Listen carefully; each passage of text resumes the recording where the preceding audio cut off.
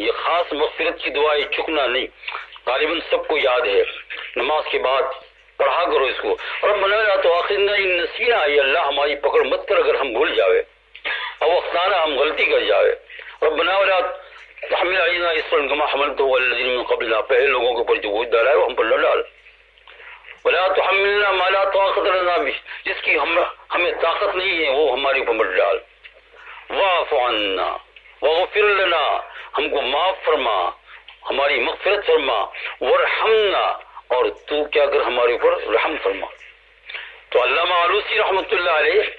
روح المعانی کے اندر اس آیت کی تفسیر کرتے ہوئے ارشاد فرماتے ہیں، احیاء العلوم کے اندر اس آیت کی تفسیر کرتے ہوئے فرمایا یہ تین لفظ جو ہے اس کے اندر ہے، واعف عنا واغفر لنا وارحمنا،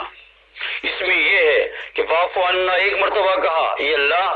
ہمیں معاف فرما، واغفر لنا جب کہتا ہے ہماری مغفرت فرما، تو حق تعالیٰ جل شانہ وہ گناہ پہلے واعف عنا میں اس کے نامہ اعمال سے مٹا دیتے ہیں، اور دوسری مرتبہ جب کہتا ہے واغفر لنا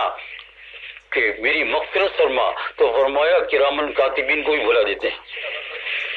اس کو بھی یاد نہیں رہتا ہے۔ اور پھر کہتا ہے ورحمنا،